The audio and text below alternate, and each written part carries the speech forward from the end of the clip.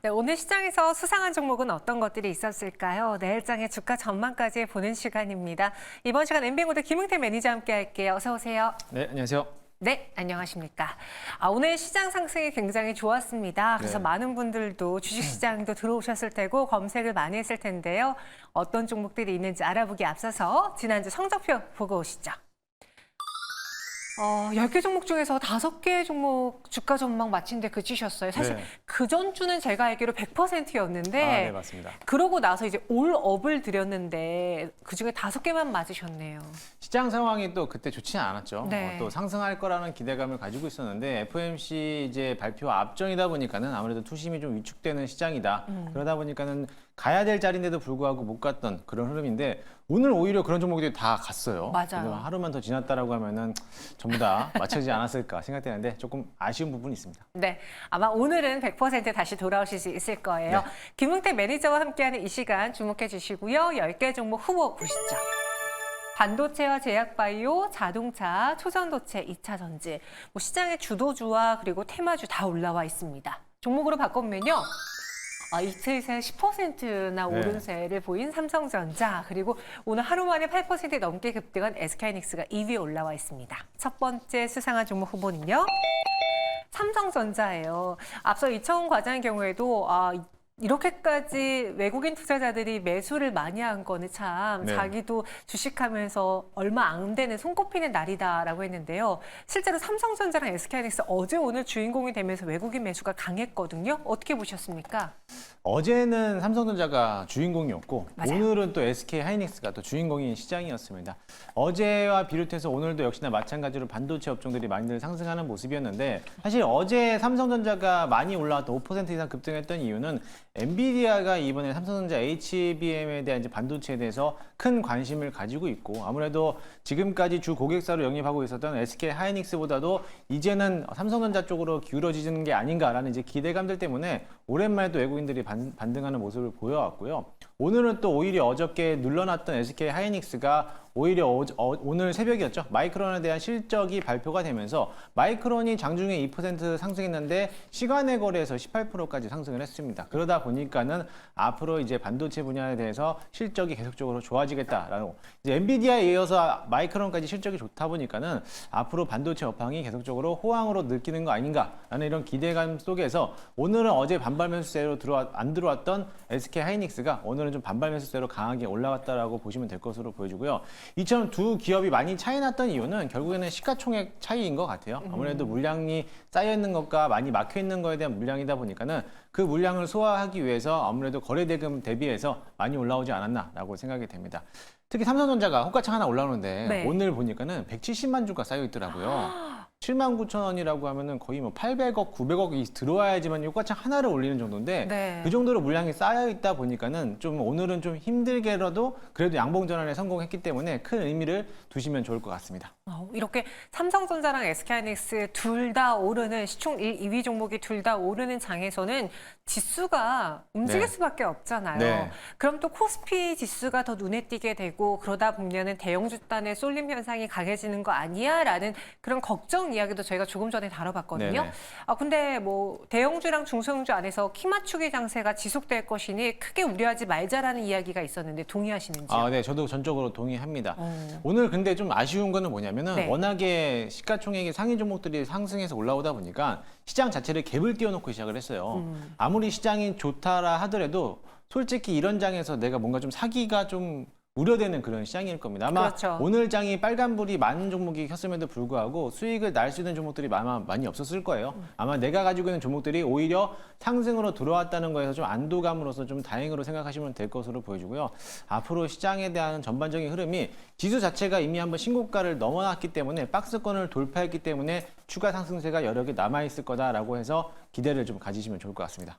그러면은 또 하나 궁금한 게요. 네. 지난번에 이제 삼성전자가 좀 부진했을 때 김흥태 매니저가 삼성전자에게도 차례가 온다. 네. 삼성전자와 함께 관련 소부장 눈여겨보자라고 했고요. 실제로 그게 적중했거든요. 네. 그럼 이미 관련 종목들이 오른 현 상황에서는 SK하이닉스 비중을 좀 덜어서 네. 삼성전자랑 삼성전자 향 소부장으로 옮길까요?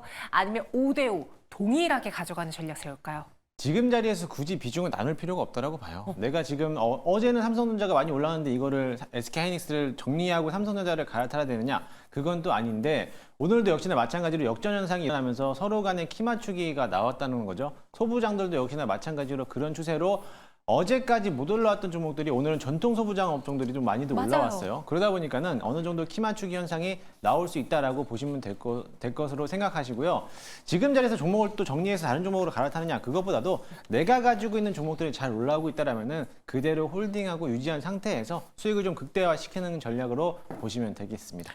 저는 또 사실 뭐 주식한 지는 오래됐는데 아직까지 실력은 주린이거든요. 네. 근데 저 같은 사람들이 있어요. 수익 나는 반도체주들 그 수익 챙기고 안 간 종목 물 타는 사람들이 있습니다. 저 같은 경우가 되게 수익률이 안 좋거든요. 네, 그게 정말 잘못된 생각인데 그죠? 물론 이제 그 적중률이 맞는다라고 하면 오히려 더 좋을 수 있어요. 저점에서 매수할 수 있는데 이게 고점에서 팔고 저점에서 매수해야 되는 게 이제 원칙상 맞는 건데 네. 내가 팔았던 자리가 고점이 아닐 수 있다. 그리고 내가 산 자리가 저점이 아닐 수 있다라고 생각을 해야 돼요. 그래서 이거 왜 안 가지? 이것도 해서 저거 가니까 저거를 따라 사야지 하다가 그게 또 고점에서 또 물려서 내려오는 경우도 있고 네. 이거를 기다리고 있다가 또 팔고 나니까는 꼭 그 뒤에 또 올라가는 게 많잖아요. 그렇기 때문에 내가 가지고 있는 종목들이 안 간다 하더라도요. 어차피 키높이 장세가 나올 거니까 저점에서 매수하신 분들은 좀 꾸준하게 좀 여유 있게 시장을 바라보면서 대응하시면 좋을 것 같습니다. 그럼 삼성전자는 내일장 업일까요? 네, 저는 내일장 업을 드리도록 하겠습니다. 이틀 연속 이렇게 올랐는데도요? 아마 이제 8만전자가 눈앞에 코앞에 있다 보니까는 네. 오늘 외국인들에 대한 매수세도 들어왔고 오늘 장 막판에서 코스피 지수를 외국인들이 많이 땡겼어요. 그러다 보니까는 앞으로 내일 시장도 한 번 더 가지 않을까. 일단은 8만전자 목표를 두고 나서 그 이후에 이제 매물대가 소화하는 과정이기 때문에 아마 더 가지 않을까 기대를 해보니까는요. 물려도 가져가는 전략으로 업을 드리도록 하겠습니다. 네, 10만전자 꿈이 아니다. 의견 주셨고요. 여러분 저와 같은 전략 세우지 마시고요. 반도체 잘 가고 있는 종목 굳건히 들고 가서 수익 극대화하세요. 이어서 두 번째 관련주 보겠습니다. 대형 포장 10% 넘는 급등 마감했는데 이게 바로 이상했던 점이에요. 네, 맞습니다. 오늘 반도체 SK하이닉스 삼성전자 올랐고 저PBR주가 오르는데 테마주마저도 강했다라는 거. 네, 맞습니다. 정치 테마주는 원래 이런 날 좀 쉬지 않나요? 이런 날에도 이제 네. 선거철이 얼마 남지 않다 보니까 아무래도 수급이 좀 쏠리는 현상이 나왔는데요. 사실 이게 대형 포장뿐만 아니라 최근 들어서 덕성이라는 종목도 장중에 또 급등을 했어요. 그래서 아무래도 이제 뭐 특정한 인물, 정치 인물에 대한 인맥주로서 부각이 되는데 대형 포장도 아무런 이슈가 없는데 단지 골판지, 제조업체인데 이게 또 특정 인물에 대한 뭐 대학 동문 이런 것들로 한번 급등하는 적이 두드러지게 나타냈고요. 사실 총선 전이거나 또는 대선 전에도 역시나 마찬가지로 대통령 후보 시절 당시에 그때도 역시나 마찬가지로 파평, 윤씨 뭐 이런 쪽으로서 많은 종목들이 올라왔는데 이거를 좀 조심해야 될 부분이 뭐냐면 이제 앞으로 총선이 얼마 남지 않은 시점으로 봤을 때 그때도 이제 대선주들이 10배, 10버거 이상 올라가지 않았나? 오늘 이번에도 그렇게 되지 않을까라는 기대감을 가지고 있는데 이미 오를 거였으면 진작부터 올라왔어야 됩니다. 그렇기 때문에 총선 일정이 앞두고 나서부터 지금에서 접근하신 분들은 좀 주의해야 될 사항들은 이게 한번 떨어지게 되면은 또 4년 기다려야 돼요. 네. 4년에서 5년 정도 기다려야 되는데 그거를 기다릴 수 있으면은 또 되겠지만 그게 또 막상 또 그 후보가 또다시 나올 거라는 보장이 없기 때문에 그런 종목에서는 좀 단기적인 트레이닝 관점으로서 가능하신 분들만 좀 접근하면 좋을 것 같습니다.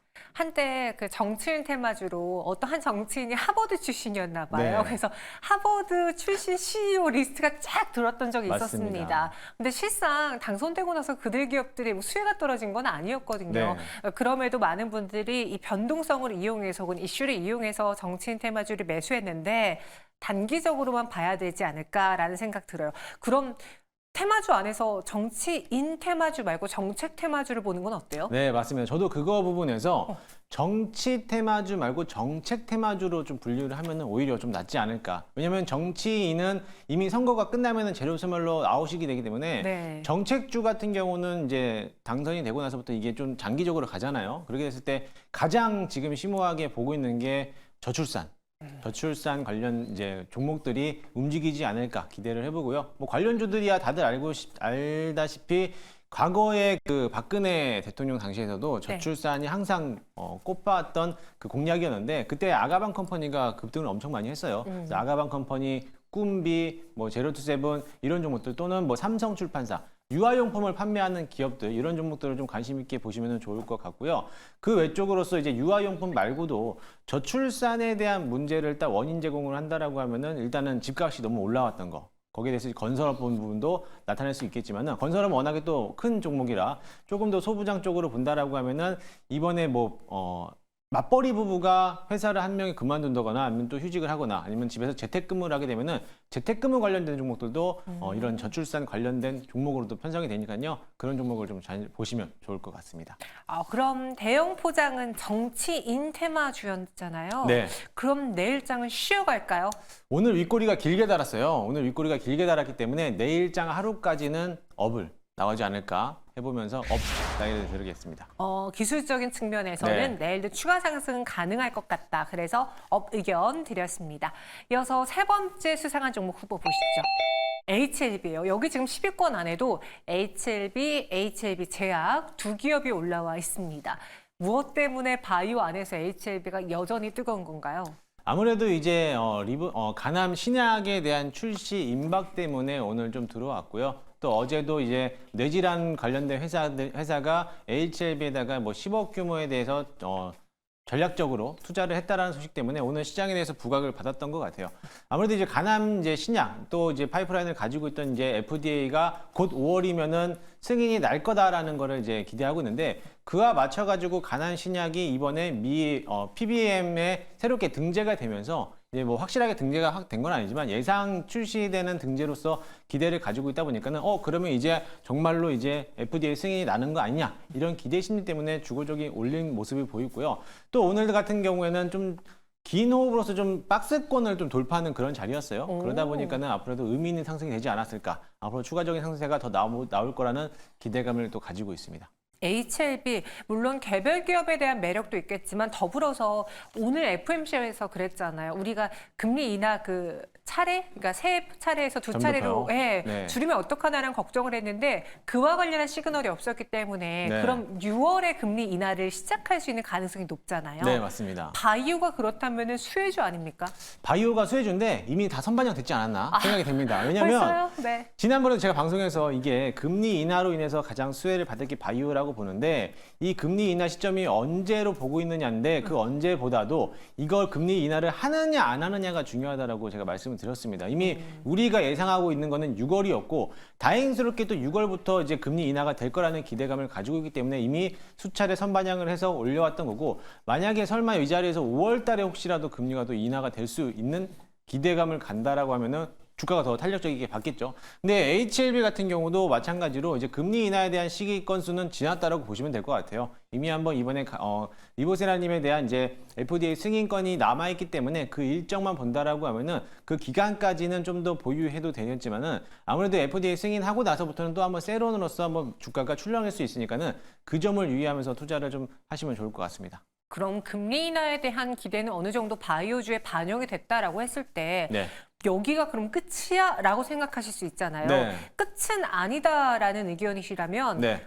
앞으로 또 바이오주를 움직이게 할 만한 이벤트 이슈 무엇이 있습니까? 지금의 이벤트는 역시나 4월 5일날 있는 AACR 이런 암학회가 있고요. 6월 달에도 종양학회가 있습니다. 아스코에서 발표되는 종목들이 있기 때문에 그런 종목들을 위주로 해서 선별하면 좋을 것으로 보여지고요. 물론 HLB, 알테오젠, 레고캠바이오 워낙에 주가가 많이 올라왔기 때문에 아직 못 갔던 종목들이 있어요. 특히나 이번에 HLB는 FDA 승인 건수 때문에 주가가 반영이 돼서 올라오는 거고 이번 8월 또는 10월 달에 또다시 FDA 승인 건수가 한 건이 또 남아 있습니다. 그 기업을 본다라고 하면은 충분히 괜찮지 않을까 생각이 됩니다. 그 기업이 뭔데요? 유한양행하고 오스코텍인데 이번에 렉나자 관련해 갖고 이번에 마찬가지로 HLB처럼 이번에 승인 신청을 했는데 아마 승인이 나오지 않을까 기대를 해보고 있고요. 빠르면 8월, 늦어도 10월에는 나올 거라고 기대를 하고 있기 때문에 이제 주가도 슬슬 올라오고 있어요. 유한양행과 오스코텍에 대한 차트를 똑같이 놓고 보면은